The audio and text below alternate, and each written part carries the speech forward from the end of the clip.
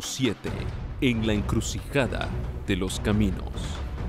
El más distinguido de todos los que fueron llamados a guiar a la iglesia de las tinieblas del papado a la luz de una fe más pura fue Martín Lutero, celoso, ardiente y abnegado, sin más temor que el temor de Dios y sin reconocer otro fundamento de la fe religiosa que el de las Santas Escrituras. Fue Lutero el hombre de su época. Por su medio realizó Dios una gran obra para reformar a la iglesia e iluminar al mundo. A semejanza de los primeros heraldos del Evangelio, Lutero surgió del seno de la pobreza. Sus primeros años transcurrieron en el humilde hogar de un aldeano de Alemania que con su oficio de minero ganara los medios necesarios para educar al niño. Quería que ese hijo fuese abogado, pero Dios se había propuesto hacer de él un constructor del gran templo que venía levantándose lentamente en el transcurso de los siglos. Las contrariedades, las privaciones y una disciplina severa constituyeron la escuela donde la infinita sabiduría preparara a Lutero para la gran misión que iba a desempeñar. El padre de Lutero era hombre de robusta y activa inteligencia y de gran fuerza de carácter, honrado, resuelto y franco. Era fiel a las convicciones que le señalaban su deber, sin cuidarse de las consecuencias. Su propio sentido común le hacía mirar con desconfianza el sistema monástico. Le disgustó mucho ver que Lutero, sin su consentimiento, entrara en un monasterio, y pasaron 2 años antes que el padre se reconciliara con el hijo, y aún así no cambió de opinión. Los padres de Lutero velaban con gran esmero por la educación y el gobierno de sus hijos.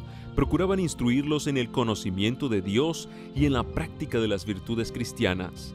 Muchas veces oía el hijo las oraciones que su padre dirigía al cielo para pedir que Martín tuviera siempre presente el nombre del Señor y contribuyese un día a propagar la verdad. Los padres no desperdiciaban los medios que su trabajo podía proporcionarles para dedicarse a la cultura moral e intelectual.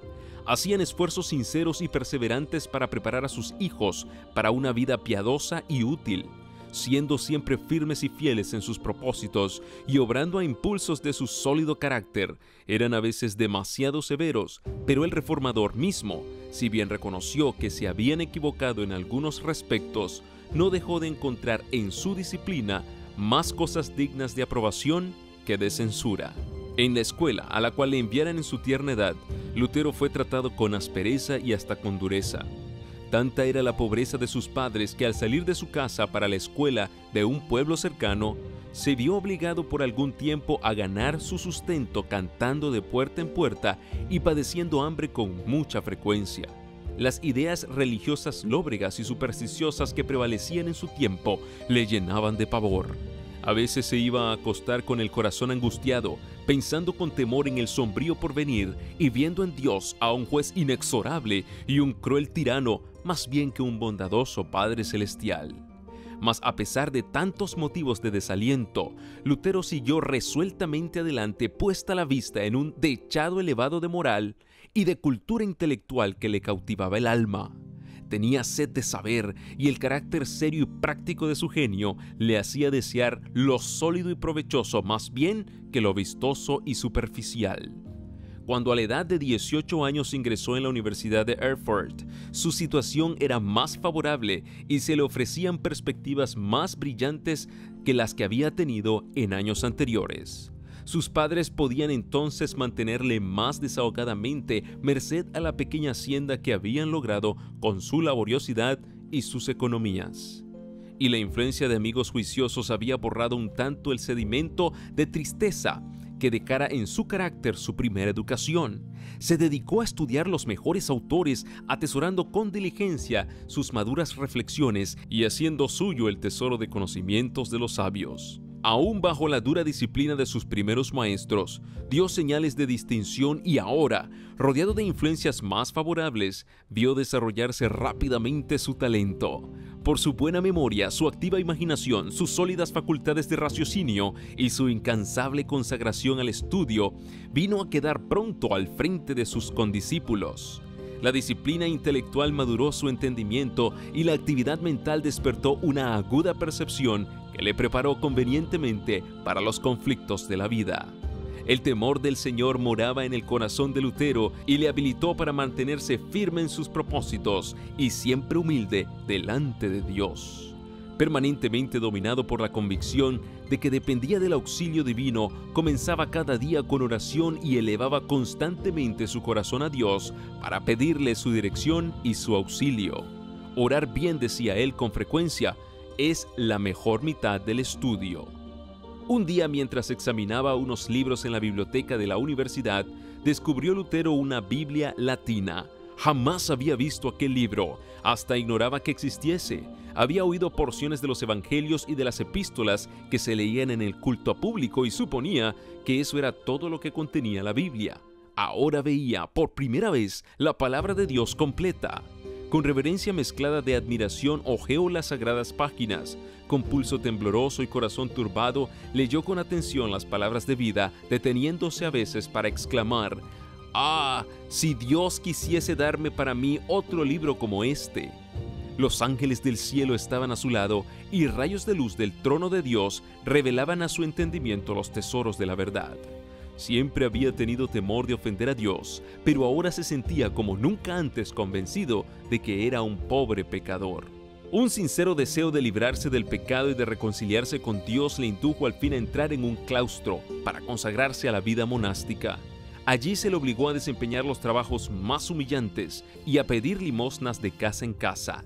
Se hallaba en la edad en que más se apetecen el aprecio y el respeto de todos, y por consiguiente aquellas viles ocupaciones le mortificaban y ofendían sus sentimientos naturales, pero todo lo sobrellevaba con paciencia, creyendo que lo necesitaba por causa de sus pecados. Dedicaba al estudio todo el tiempo que le dejaban libre sus ocupaciones de cada día y aún robaba al sueño y a sus escasas comidas el tiempo que hubiera tenido que darles. Sobre todo se deleitaba en el estudio de la palabra de Dios. Había encontrado una Biblia encadenada en el muro del convento y allá iba con frecuencia a escudriñarla.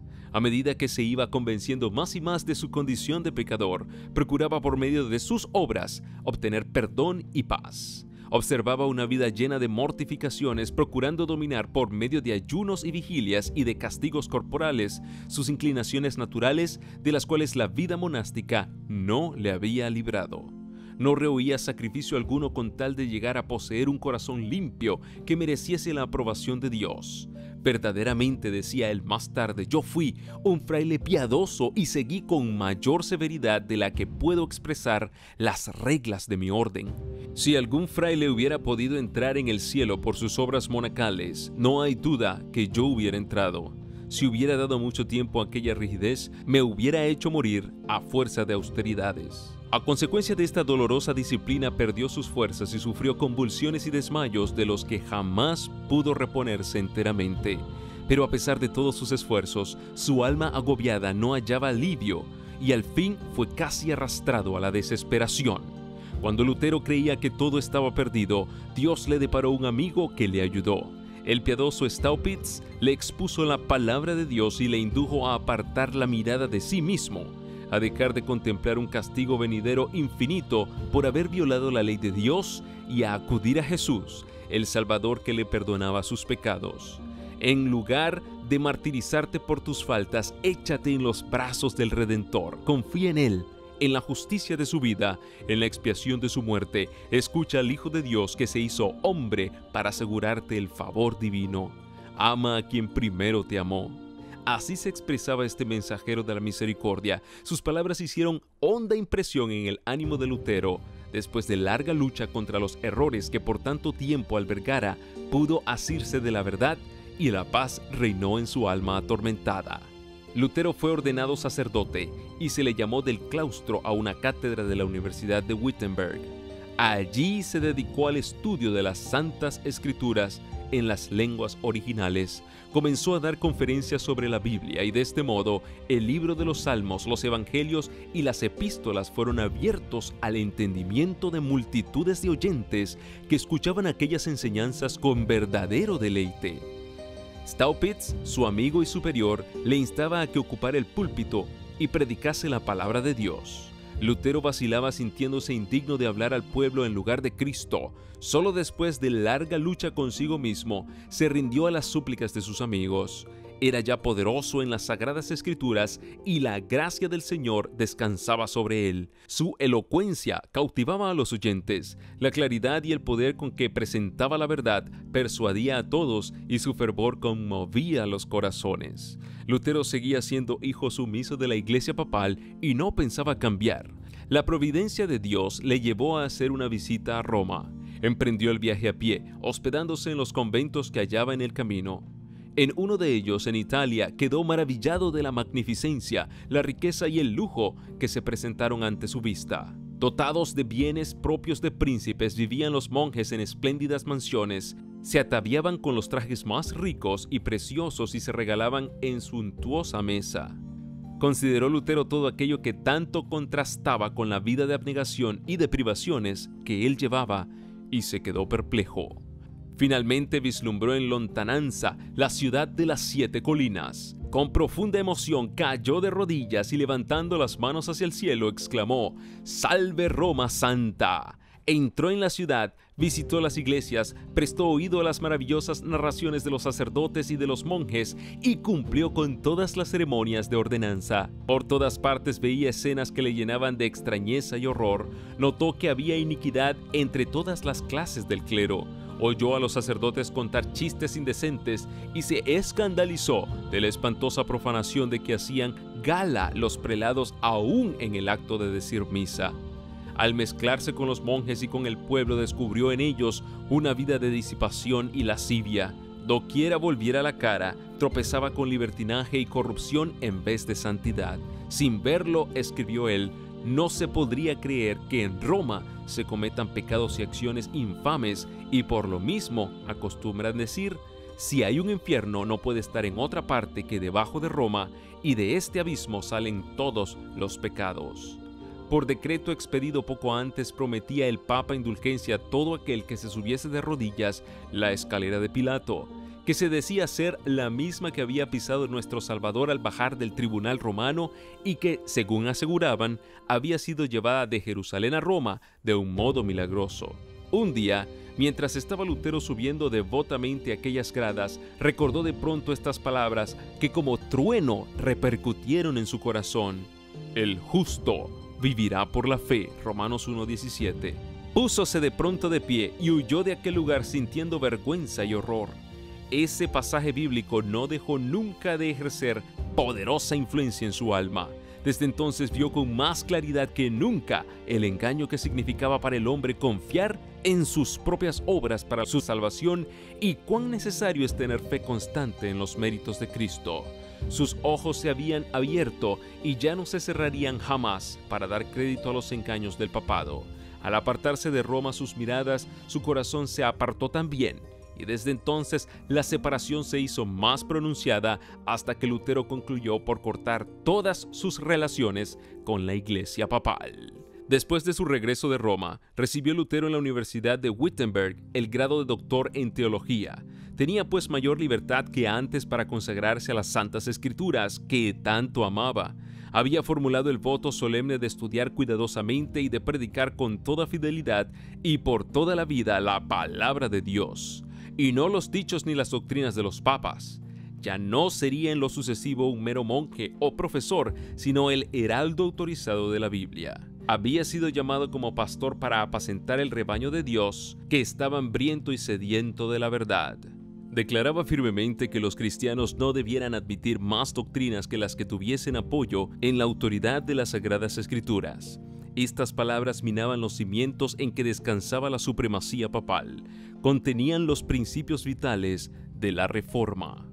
Lutero advirtió que era peligroso ensalzar las doctrinas de los hombres en lugar de la palabra de Dios. Atacó resueltamente la incredulidad especulativa de los escolásticos y combatió la filosofía y la teología que por tanto tiempo ejercieran su influencia dominadora sobre el pueblo.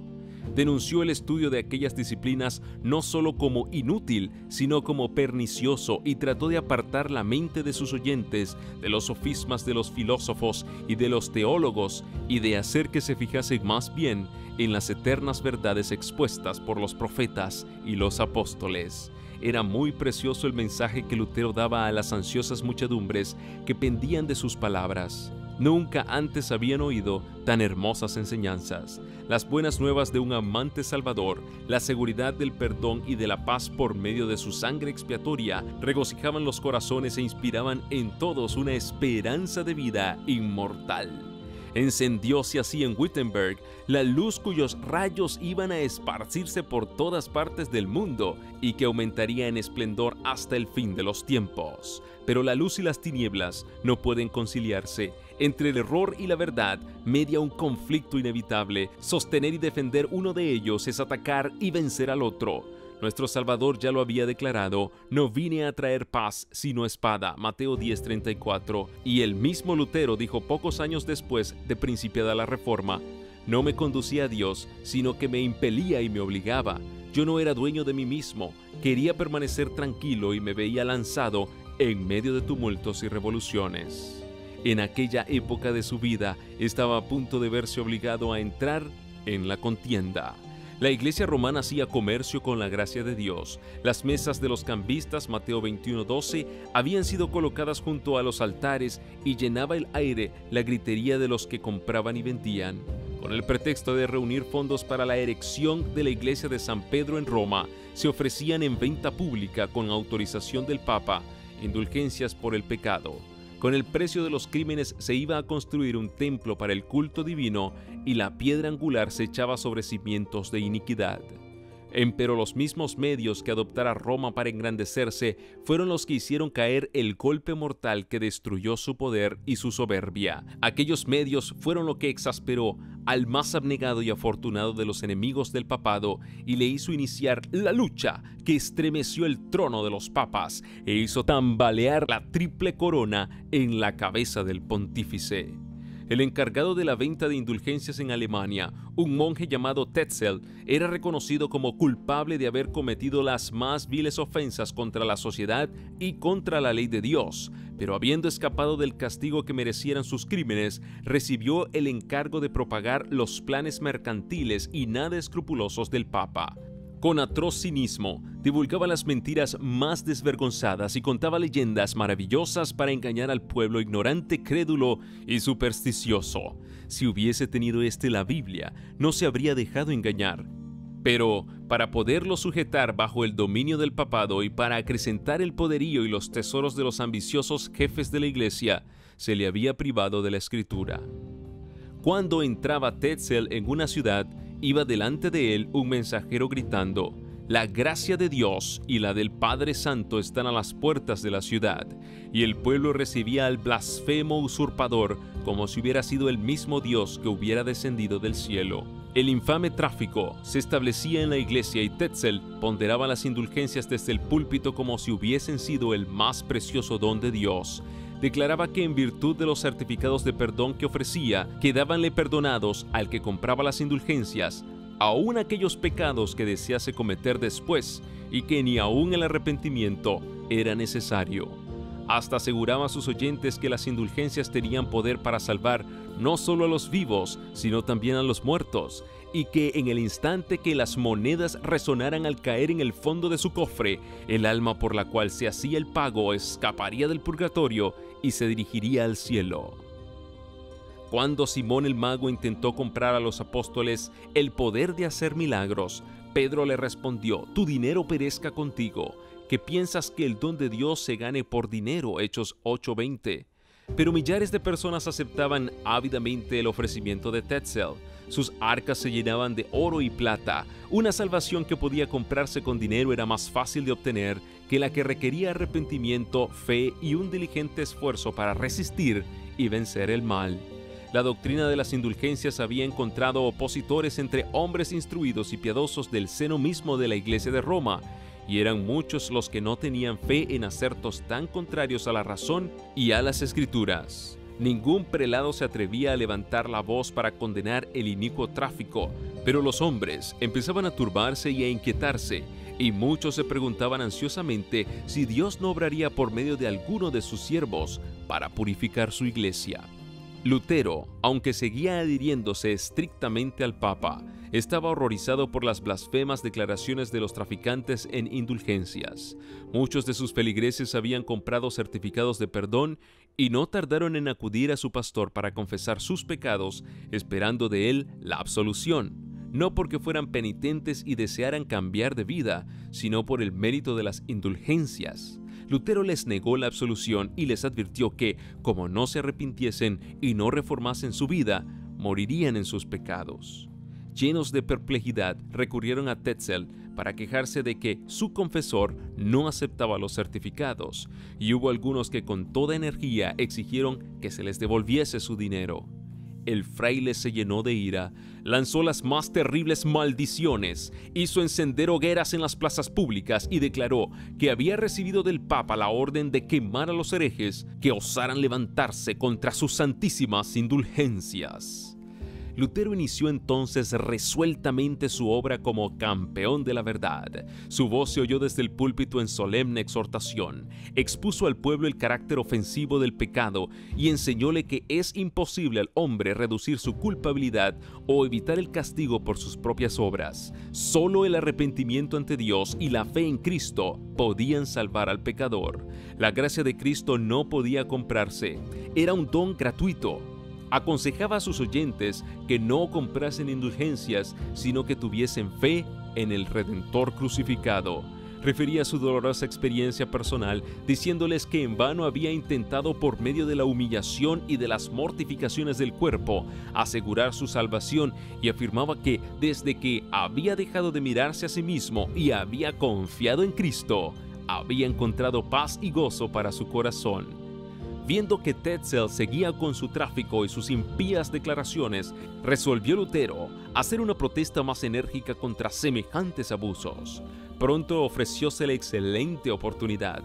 La iglesia del castillo de Wittenberg era dueña de muchas reliquias que se exhibían al pueblo en ciertos días festivos, en ocasión de los cuales se concedía plena remisión de pecados a los que visitasen la iglesia e hiciesen confesión de sus culpas. De acuerdo con esto, el pueblo acudía en masa a aquel lugar. Una de tales oportunidades, y de las más importantes por cierto, se acercaba: la fiesta de Todos los Santos. La víspera, Lutero, uniéndose a las muchedumbres que iban a la iglesia, fijó en las puertas del templo un papel que contenía 95 proposiciones contra la doctrina de las indulgencias. Declaraba además que estaba listo para defender aquellas tesis al día siguiente en la universidad contra cualquiera que quisiera rebatirlas. Estas proposiciones atrajeron la atención general, fueron leídas y vueltas a leer y se repetían por todas partes. Fue muy intensa la excitación que produjeron en la universidad y en toda la ciudad. Demostraban que jamás se había otorgado al Papa ni a hombre alguno el poder de perdonar los pecados y de remitir el castigo consiguiente. Todo ello no era sino una farsa, un artificio para ganar dinero, valiéndose de las supersticiones del pueblo, un invento de Satanás para destruir las almas de todos los que confiasen en tan necias mentiras. Se probaba además con toda evidencia que el Evangelio de Cristo es el tesoro más valioso de la Iglesia y que la gracia de Dios revelada en él se otorga de balde a los que la buscan por medio del arrepentimiento y de la fe. Las tesis de Lutero desafiaban a discutir, pero nadie osó aceptar el reto. Las proposiciones hechas por él se esparcieron luego por toda Alemania y en pocas semanas se difundieron por todos los dominios de la cristiandad. Muchos devotos romanistas que habían visto y lamentado las terribles iniquidades que prevalecían en la iglesia, pero que no sabían qué hacer para detener su desarrollo, leyeron las preposiciones de Lutero con profundo regocijo, reconociendo en ellas la voz de Dios. Les pareció que el Señor extendía su mano misericordiosa para detener el rápido avance de la marejada de corrupción que procedía de la sede de Roma. Los príncipes y los magistrados se alegraron secretamente de que iba a ponerse un dique al arrogante poder que negaba todo derecho a apelar de sus decisiones. Pero las multitudes supersticiosas y dadas al pecado se aterrorizaron cuando vieron desvanecerse los sofismas que amortiguaban sus temores. Los astutos eclesiásticos, al ver interrumpida su obra, que sancionaba el crimen y en peligro sus ganancias, se airaron y se unieron para sostener sus pretensiones. El reformador tuvo que hacer frente a implacables acusadores, algunos de los cuales le culpaban de ser violento y ligero para apreciar las cosas. Otros le acusaban de presuntuoso y declaraban que no era guiado por Dios, sino que obraba a impulso del orgullo y de la audacia. ¿Quién no sabe?, respondía él, que rara vez se proclama una idea nueva sin ser tildado de orgulloso y sin ser acusado de buscar disputas. ¿Por qué fueron inmolados Jesucristo y todos los mártires? Porque parecieron despreciar orgullosamente la sabiduría de su tiempo y porque anunciaron novedades sin haber consultado previa y humildemente a los órganos de la opinión contraria. Y añadía: no debo consultar la prudencia humana, sino el consejo de Dios. Si la obra es de Dios, ¿quién la contenderá? Si no lo es, ¿quién la adelantará? Ni mi voluntad, ni la de ellos, ni la nuestra, sino la tuya, oh Padre Santo, que estás en el cielo. A pesar de ser movido Lutero por el Espíritu de Dios para comenzar la obra, no había de llevarla a cabo sin duros conflictos. Las censuras de sus enemigos, la manera en que falseaban los propósitos de Lutero y la mala fe con que juzgaban desfavorablemente e injustamente el carácter y los móviles del reformador, le envolvieron como ola que todo lo sumerge y no dejaron de tener su efecto. Lutero había abrigado la confianza de que los caudillos del pueblo, tanto en la iglesia como en las escuelas, se unirían con él de buen grado para colaborar con la obra de reforma. Ciertas palabras de estímulo que le habían dirigido algunos personajes de elevada categoría le habían infundido gozo y esperanza. Ya veía despuntar el alba de un día mejor para la iglesia, pero el estímulo se tornó en censura y en condenación. Muchos dignatarios de la iglesia y del Estado estaban plenamente convencidos de la verdad de las tesis, pero pronto vieron que la aceptación de estas verdades entrañaba grandes cambios. Dar luz al pueblo y realizar una reforma equivalía a minar la autoridad de Roma y detener en el acto miles de corrientes que ahora iban a parar a las arcas del tesoro, lo que daría por resultado hacer disminuir la magnificencia y el fausto de los eclesiásticos. Además, enseñar al pueblo a pensar y a obrar como seres responsables mirando solo a Cristo para obtener la salvación equivalía a derribar el trono pontificio y destruir por ende su propia autoridad. Por estos motivos, rehusaron aceptar el conocimiento que Dios había puesto a su alcance y se declararon contra Cristo y la verdad, al oponerse a quien Él había enviado para que les iluminase. Lutero temblaba cuando se veía a sí mismo solo frente a los más opulentos y poderosos de la tierra. Dudaba a veces preguntándose si en verdad Dios le impulsaba a levantarse contra la autoridad de la iglesia. ¿Quién era yo?, escribió más tarde, para oponerme a la majestad del Papa, a cuya presencia temblaban los reyes de la tierra. Nadie puede saber lo que sufrió mi corazón en los 2 primeros años y en qué abatimiento, en qué desesperación caí. Pero no fue dejado solo en brazos del desaliento. Cuando le faltaba la ayuda de los hombres, la esperaba de Dios solo y aprendió así a confiar sin reserva en su brazo todopoderoso. A un amigo de la Reforma escribió Lutero: no se puede llegar a comprender las Escrituras ni con el estudio ni con la inteligencia. Vuestro primer deber es pues empezar por la oración. Pedid al Señor que se digne por su gran misericordia concederos el verdadero conocimiento de su palabra. No hay otro intérprete de la palabra de Dios que el mismo autor de esta palabra, según lo que ha dicho: todos serán enseñados de Dios. Nada esperéis de vuestros estudios, ni de vuestra inteligencia. Confiad únicamente en Dios y en la influencia de su Espíritu. Creed a un hombre que lo ha experimentado. Aquí tienen una lección de vital importancia los que sienten que Dios les ha llamado para presentar a otros en estos tiempos las verdades grandiosas de su palabra. Estas verdades despertarán la enemistad del diablo y de los hombres que tienen en mucha estimación las fábulas inventadas por él. En la lucha contra las potencias del mal necesitamos algo más que nuestro propio intelecto y la sabiduría de los hombres. Mientras que los enemigos apelaban a las costumbres y a la tradición, o a los testimonios y a la autoridad del Papa, Lutero los atacaba con la Biblia y solo con la Biblia. En ella había argumentos que ellos no podían rebatir. En consecuencia, los esclavos del formalismo y de la superstición pedían a gritos la sangre de Lutero, como los judíos habían pedido la sangre de Cristo.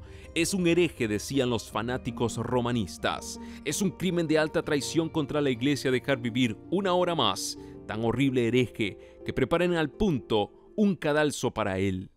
Pero Lutero no fue víctima del furor de ellos. Dios le tenía reservada una tarea y mandó a los ángeles del cielo para que le protegiesen.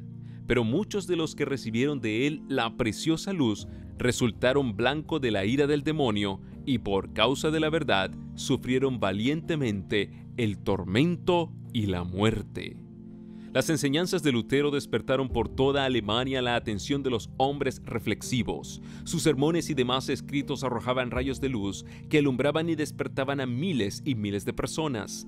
Una fe viva fue reemplazando el formalismo muerto en que había estado viviendo la Iglesia por tanto tiempo. El pueblo iba perdiendo cada día la confianza que había depositado en las supersticiones de Roma.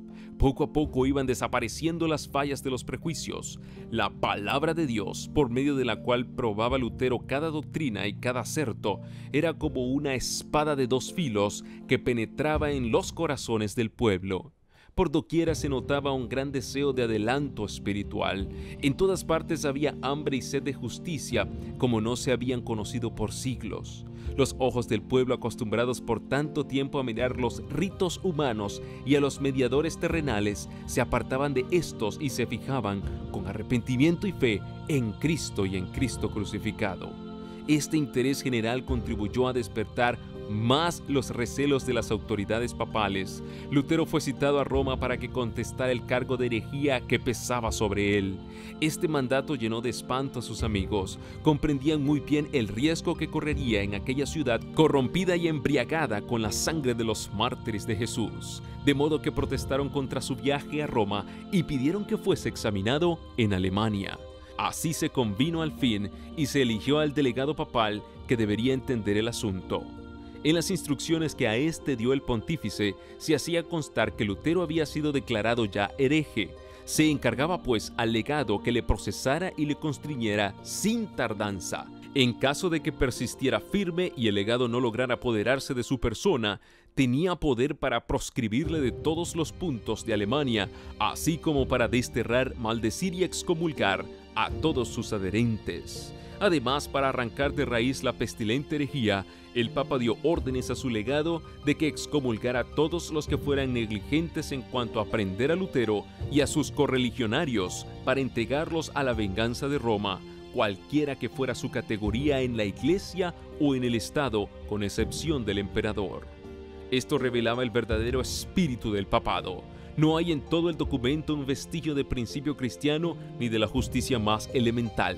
Lutero se hallaba a gran distancia de Roma, no había tenido oportunidad para explicar o defender sus opiniones y, sin embargo, antes que su caso fuese investigado, se le declaró sumariamente hereje y en el mismo día fue exhortado, acusado, juzgado y sentenciado, y todo esto por el que se llamaba Padre Santo, única autoridad suprema e infalible de la Iglesia y del Estado. En aquel momento, cuando Lutero necesitaba tanto la simpatía y el consejo de un amigo verdadero, Dios en su providencia mandó a Melanchthon a Wittenberg. Joven aún, modesto y reservado, tenía Melanchthon un criterio sano, extensos conocimientos y elocuencia persuasiva, rasgos todos que combinados con la pureza y rectitud de su carácter, le granjeaban el afecto y la admiración de todos. Su brillante talento no era más notable que su mansedumbre. Muy pronto fue discípulo sincero del Evangelio, a la vez que el amigo de más confianza de Lutero y su más valioso cooperador. Su dulzura, su discreción y su formalidad servían de contrapeso al valor y la energía de Lutero. La unión de estos dos hombres en la obra vigorizó la reforma y estimuló mucho a Lutero. Augsburgo era el punto señalado para la verificación del juicio y allá se dirigió a pie el reformador. Sus amigos sintieron despertarse en sus ánimos serios temores por él. Se habían proferido amenazas sin embozo de que le secuestrarían y le matarían en el camino, y sus amigos le rogaban que no se arriesgara. Hasta llegaron a aconsejarle que saliera de Wittenberg por una temporada y que se refugiara entre los muchos que gustosamente le protegerían. Pero él no quería dejar por nada el lugar donde Dios le había puesto. Debía seguir sosteniendo fielmente la verdad a pesar de las tempestades que se cernían sobre él. Sus palabras eran estas: soy como Jeremías, el hombre de las disputas y de las discordias, pero cuanto más aumentan sus amenazas, más acrecientan mi alegría. Han destrozado ya mi honor y mi reputación. Una sola cosa me queda, y es mi miserable cuerpo. Que lo maten. Abreviarán así mi vida de algunas horas. En cuanto a mi alma, no pueden quitármela. El que quiere propagar la palabra de Cristo en el mundo debe esperar la muerte a cada instante. Las noticias de la llegada de Lutero a Augsburgo dieron gran satisfacción al legado del Papa. El modesto hereje que había despertado la atención del mundo entero parecía hallarse ya en poder de Roma, y el legado estaba resuelto a no dejarle escapar. El reformador no se había cuidado de obtener un salvoconducto. Sus amigos le instaron a que no se presentase sin él, y ellos mismos se prestaron a recabarlo del emperador. El legado quería obligar a Lutero a retractarse, o si no lo lograba, a hacer que lo llevaran a Roma para someterle a la suerte que habían corrido Hus y Jerónimo. Así que, por medio de sus agentes, se esforzó en inducir a Lutero a que compareciese sin salvoconducto, confiando solo en el árbitro del legado. El reformador se negó a ello resueltamente. No fue sino después de recibido el documento que le garantizaba la protección del emperador cuando se presentó ante el embajador papal. Pensaron los romanistas que convenía conquistar a Lutero por una apariencia de bondad. El legado, en sus entrevistas con él, fingió gran amistad, pero le exigía que se sometiera implícitamente a la autoridad de la Iglesia y que se diera a todos sin reserva alguna y sin alegar. En realidad, no había sabido aquilatar el carácter del hombre con quien tenía que habérselas. Lutero, en debida respuesta, manifestó su veneración por la Iglesia, su deseo de conocer la verdad, su disposición para contestar las objeciones que se hicieran a lo que él había enseñado, y que sometería sus doctrinas al fallo de ciertas universidades de las principales. Pero a la vez protestaba contra la actitud del cardenal, que le exigía se retractara sin probarle primero que se hallaba en error. La única respuesta que se le daba era «retráctate, retráctate». El reformador adujo que su actitud era apoyada por las Santas Escrituras y declaró con entereza que él no podía renunciar a la verdad. El legado, no pudiendo refutar los argumentos de Lutero, le abrumó con un cúmulo de reproches, burlas y palabras de adulación, con citas de las tradiciones y dichos de los padres de la Iglesia, sin dejar al reformador oportunidad para hablar. Viendo Lutero que, de seguir así, la conferencia resultaría inútil, obtuvo al fin que se le diera, si bien de mala gana, permiso para presentar su respuesta por escrito. De esta manera, decía él, escribiendo a un amigo suyo, la persona abrumada alcanza doble ganancia. Primero, que lo escrito puede someterse al juicio de terceros, y segundo, que hay más oportunidad para apelar al temor, ya que no a la conciencia de un déspota arrogante y charlatán, que de otro modo se sobrepondría con su imperioso lenguaje. En la subsiguiente entrevista, Lutero presentó una clara, concisa y rotunda exposición de sus opiniones, bien apoyadas con muchas citas bíblicas. Este escrito, después de haberlo leído en alta voz, lo puso en manos del cardenal, quien lo arrojó desdeñosamente a un lado, declarando que era una mezcla de palabras tontas y de citas desatinadas. Lutero se levantó con toda dignidad y atacó al orgulloso prelado en su mismo terreno, el de las tradiciones y enseñanzas de la Iglesia, refutando completamente todas sus aseveraciones. Cuando vio el prelado que aquellos razonamientos de Lutero eran incontrovertibles, perdió el dominio sobre sí mismo y en un arrebato de ira exclamó: «¡Retráctate! Que si no lo haces te envío a Roma para que comparezcas ante los jueces encargados de examinar tu caso. Te excomulgo a ti, a todos tus secuaces y a todos los que te son o fuesen favorables, y los expulso de la Iglesia». Y en tono soberbio y airado dijo al fin: «Retráctate o no vuelvas». El reformador se retiró luego junto con sus amigos, demostrando así a las claras que no debía esperarse una retractación de su parte. Pero esto no era lo que el cardenal se había propuesto. Se había lisonjeado de que por la violencia obligaría a Lutero a someterse. Al quedarse solo con sus partidarios, miró de un lado a otro desconsolado por el inesperado fracaso de sus planes. Esta vez los esfuerzos de Lutero no quedaron sin buenos resultados. El vasto concurso reunido allí pudo comparar a ambos hombres y juzgar por sí mismo el espíritu que habían manifestado, así como la fuerza y veracidad de sus asertos.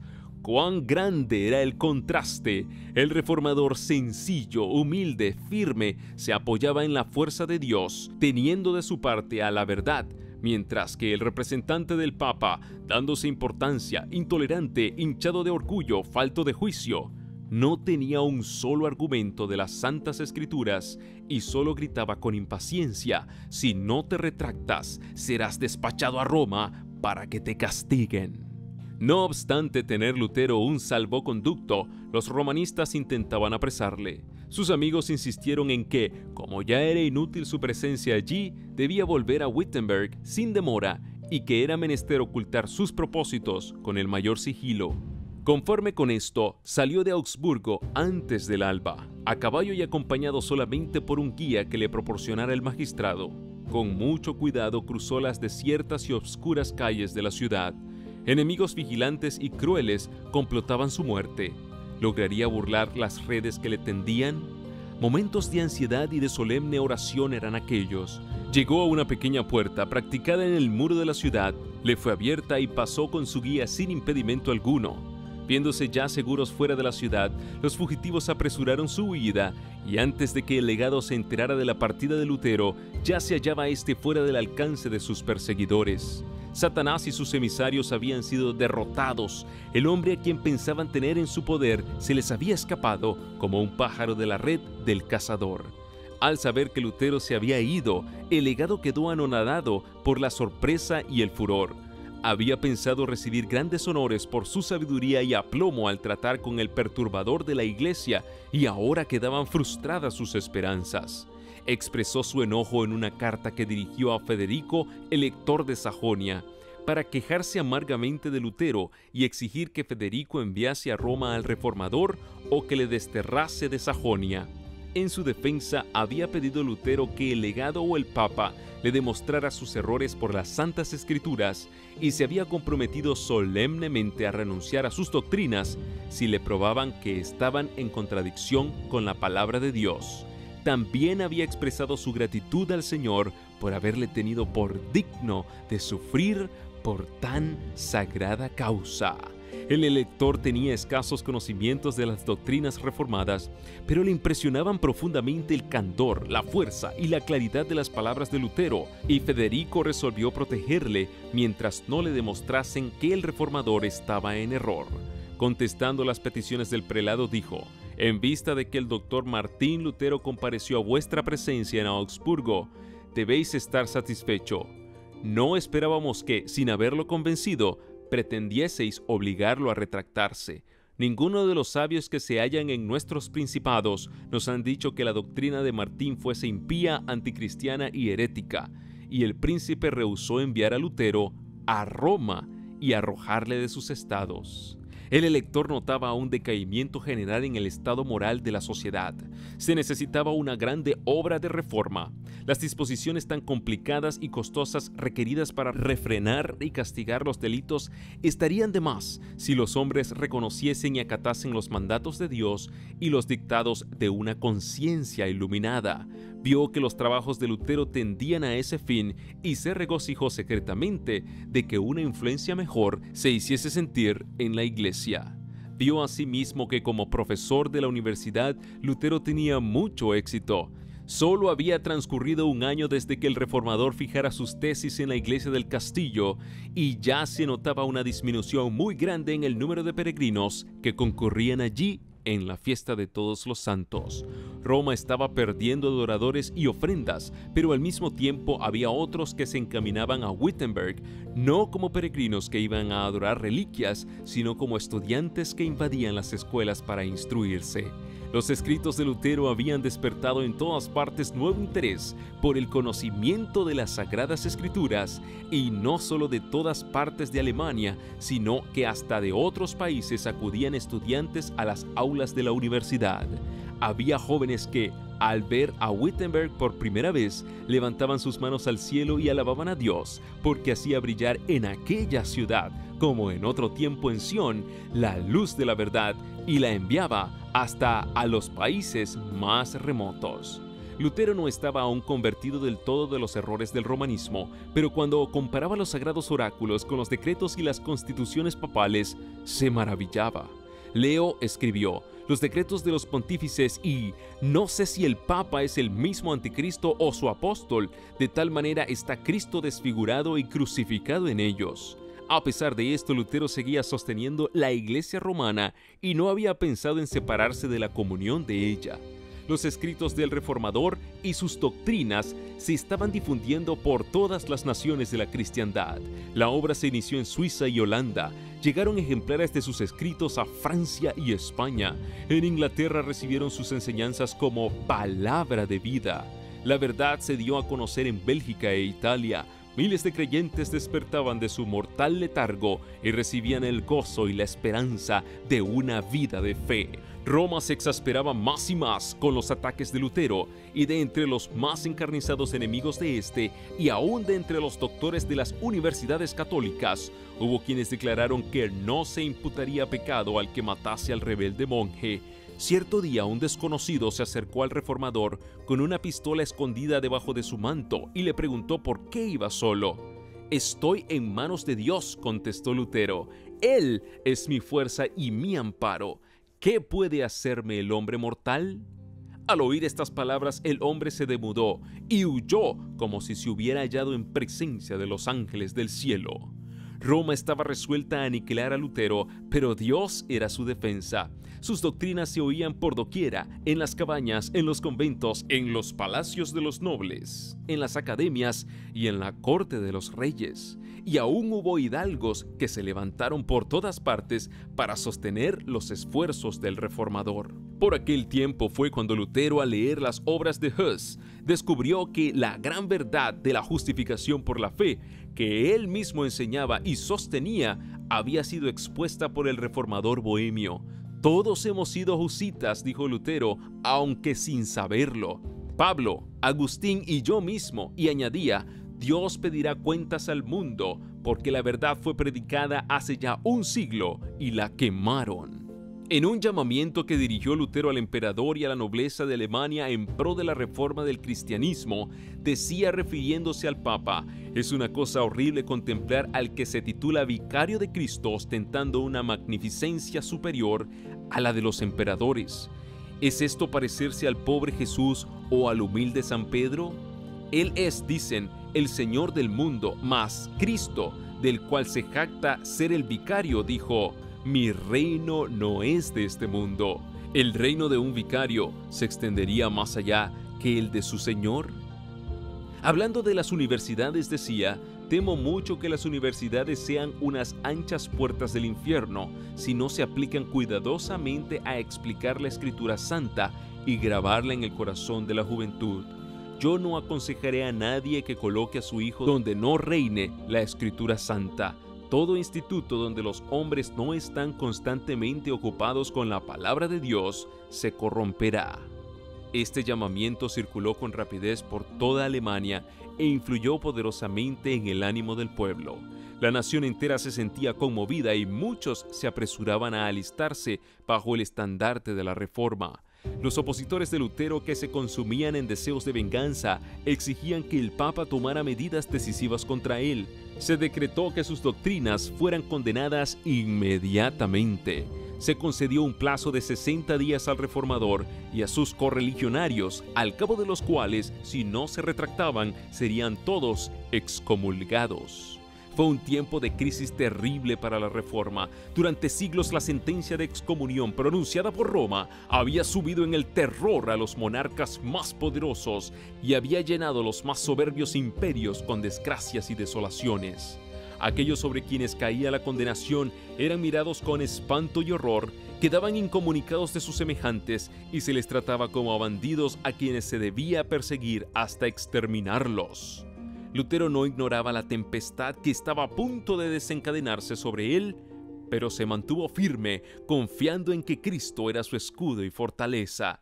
Con la fe y el valor de un mártir escribía: ¿qué va a suceder? No lo sé, ni me interesa saberlo. Sea donde sea que estalle el rayo, permanezco sin temor, ni una hoja del árbol cae sin el beneplácito de nuestro Padre Celestial, cuanto menos nosotros. Es poca cosa morir por el Verbo, pues que este Verbo se hizo carne y murió por nosotros. Con Él resucitaremos, si con Él morimos, y pasando por donde Él pasó, llegaremos a donde llegó, y moraremos con Él durante la eternidad. Cuando tuvo conocimiento de la bula papal, dijo: la desprecio y la ataco como impía y mentirosa. El mismo Cristo es quien está condenado en ella. Me regocijo de tener que sobrellevar algunos males por la más justa de las causas. Me siento ya más libre en mi corazón, pues sé finalmente que el Papa es el anticristo y que su silla es la de Satanás. Sin embargo, el decreto de Roma no quedó sin efecto. La cárcel, el tormento y la espada eran armas poderosas para imponer la obediencia. Los débiles y los supersticiosos temblaron ante el decreto del Papa, y si bien era general la simpatía hacia Lutero, muchos consideraron que la vida era demasiado cara para arriesgarla en la causa de la Reforma. Todo parecía indicar que la obra del reformador iba a terminar. Pero Lutero se mantuvo intrépido. Roma había lanzado sus anatemas contra él y el mundo pensaba que moriría o se daría por vencido. Pero con irresistible fuerza, Lutero devolvió a Roma la sentencia de condenación y declaró públicamente que había resuelto separarse de ella para siempre. En presencia de gran número de estudiantes, doctores y personas de todas las clases de la sociedad, quemó Lutero la bula del Papa con las leyes canónicas, las decretales y otros escritos que daban apoyo al poder papal.